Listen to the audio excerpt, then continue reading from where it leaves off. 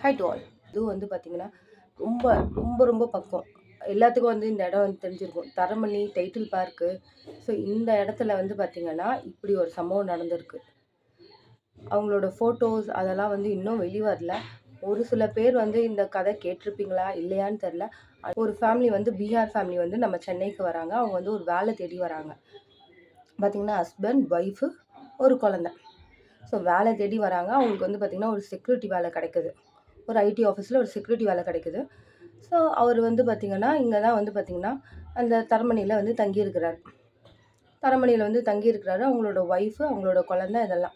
சரி வேலை கிடச்சிருச்சு அப்படின்னு அவங்க நிம்மதியாக அப்பா அப்படின்னு நினைக்கிறதுக்குள்ள, எவனோ ஒரு 3 பேர் வந்து அவங்களோட ஒய்ஃப் கிட்ட தப்பாக நடந்திருக்காங்க.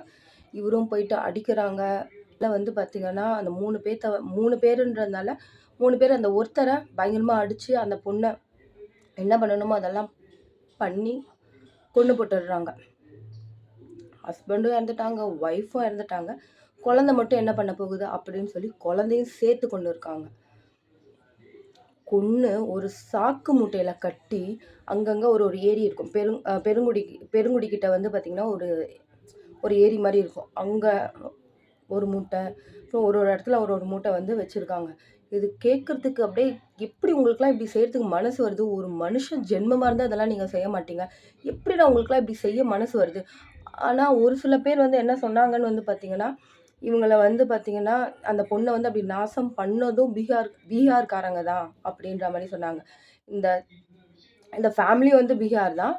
அந்த பொண்ணு நாசம் பண்ணவங்களும் ஒரே ஆளுங்க தானடா நீங்க? எப்படிடா? கிட்டத்தட்ட பல வருஷமா பிளான் பண்ணீங்களாடா? இல்ல எப்படி உங்களால இப்படிலாம் செய்றதுக்கு மனசு வந்தது?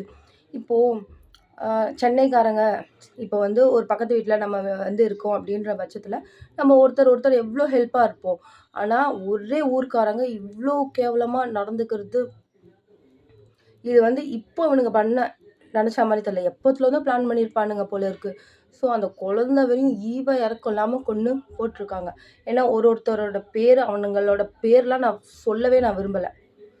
ஆனா இவனுங்களுக்குலாம் ரியலான தண்டனை கிடைச்சாகணும். இப்படி ஒரு தண்டனை கிடைச்சா இதுக்கடுத்து யாருக்கும் இந்த மாரி ஒரு தப்பு பண்ணக்கூடாது அப்படின்ற மாரி தோணும்.